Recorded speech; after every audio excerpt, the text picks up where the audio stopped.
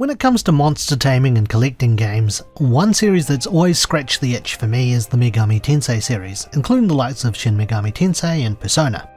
The Megami Tensei series, which I'll shorten to Megaten going forward, was a pioneer that helped pave the way in this genre, and today's review will be looking at a game that was made as a love letter to the Megaten and early Persona games with Makai Agito. This game is a dungeon crawler featuring negotiations with creatures as well as fusion, which has been a staple of the Megaten games, and more impressively, made an RPG Maker. Makai Agito has you playing as a male self-insert who works as a journalist just back from overseas who travels to the fictional town of Mokumatsu. There he meets up with Daigo Masugami, a fellow journalist who once lived in the town, but moved away after his parents were killed as the result of an event which claimed the lives of some people 26 years ago. Some who weren't killed had ended up going missing. Daigo explained that another event had happened 13 years ago with similar results, and that he has come to investigate after getting in touch with a woman who works as a teacher at the local high school. The two of you go and meet Rin Hanamiya, who talks about a local rhyme regarding a figure known as Madame Razzuli, a woman from Europe who married a Japanese nobleman. Once he died, Madame Razzuli took over to unite the region's clans. Madame Razzuli was well known for practicing witchcraft, which she had used to crush her enemies and control people. The locals worshipped and feared her, so they ultimately captured and killed her.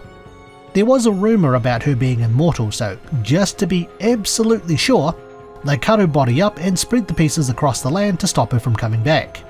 As a result, the children of the land came up with the rhyme, and hide and seek in the area has been known as Walpurgis Game, in reference to the celebration of Walpurgis Night, where people would light bonfires to ward off evil spirits and witches, as well as referring to the event of hunting and killing Madame Razzuli.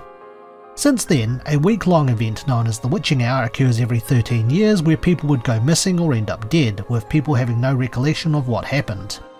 Rin then gives you and Daigo a grimoire which she had recovered from the last Witching Hour 13 years ago, which she has no memories of, and the team wait for the start of the Witching Hour. Very soon, the sound of a long-destroyed bell is heard, and the Witching Hour begins. Rin and Daigo start remembering what had happened in the past, and the school ends up being enveloped in a fog. Very shortly afterwards, you're attacked by monsters, and using the grimoires from earlier, you're able to defeat them and fend them off using the spells and abilities of the monsters contained within. Thus, your adventure begins to get to the bottom of what's behind the Witching Hour.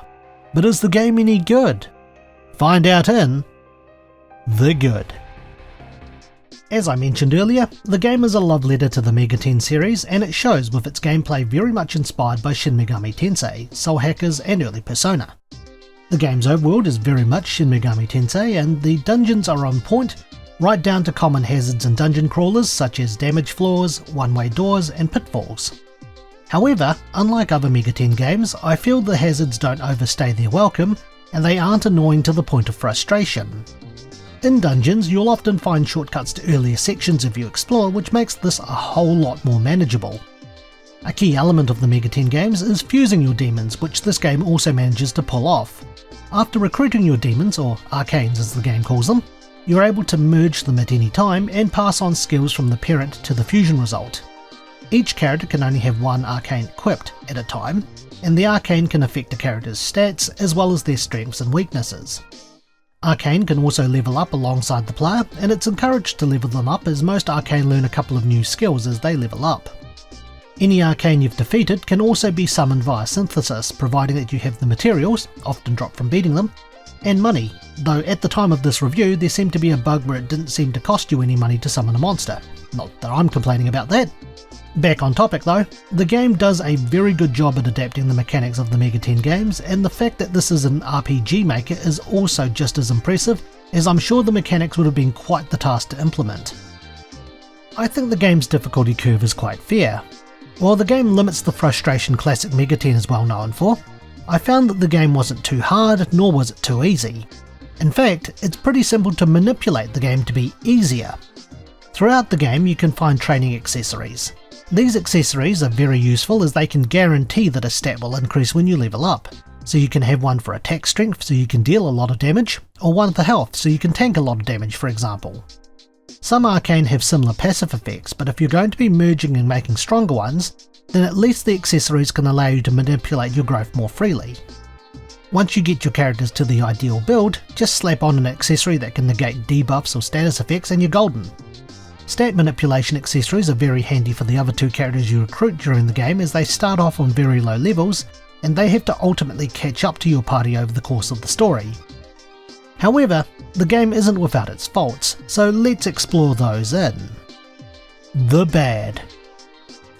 While I did praise the game's mechanics, the only one I felt that the game falls short on is the negotiation mechanic. In Mega 10 you can negotiate with demons to recruit them or get items or money.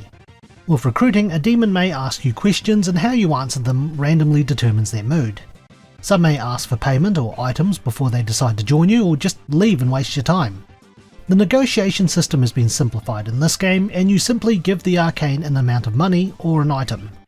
If they aren't satisfied, you might get a consolation item instead, or the arcane will just take your offering and leave. I feel that this could have been implemented a little better to give the arcane some personality, and the fact that you can simply summon them through synthesis, providing that you've beaten at least one of them, makes the negotiation mechanic practically redundant and useless. It would have been nice to expand that function, and if, let's say, an arcane you speak to happens to be one that's in the party, they should leave peacefully or give you an item as thanks for looking after their friend, just like how it is in Mega 10. While this isn't make or break, it's a pretty important mechanic if you're playing homage to Mega 10. I feel the weakest part of the game is its story. I felt the game put its story in the back seat in order to have the gameplay speak for it, and while there's nothing wrong with that, again, the game is paying homage to Mega 10, especially Shin Megami Tensei, which is well known for its story and how your actions can affect certain events and the ending of the game. Makai Agito does not have an alignment system, and the choices of dialogue your character has doesn't even affect the course of the game, so the story is pretty linear. An alignment system, complete with branching choices and multiple endings, would have been nice, but I'm sure it would have been a Herculean task to implement. I also felt that there wasn't really any impactful character development. While characters comment on what's going on and there's some minor chemistry among them, outside of Rin, who's deeply involved with the last witching hour 13 years ago, there's little development with everyone else, especially you, the main character, who pretty much just acts as a blank slate throughout the game and never really contributes a lot to the story or develop. I think there could have been a little more to expand the game's lore and world building with the characters, as even after beating the game, I felt the ending left a lot to be desired. At the very least though, the game does make it quite clear where you need to go and what you need to do, and the premise of the game is pretty unique too. Just wish it could have been fleshed out a little bit more with the characters. I will acknowledge that the developers appear to have noticed this, and there will be a free update with an additional dungeon, more arcanes, a super boss, and most importantly, more lore, so who knows, it might reverse my complaint on the game's story. With that though, I've complained enough, so let's wrap things up with the opinion. Makai Agito is a pretty good love letter to the Mega 10 games.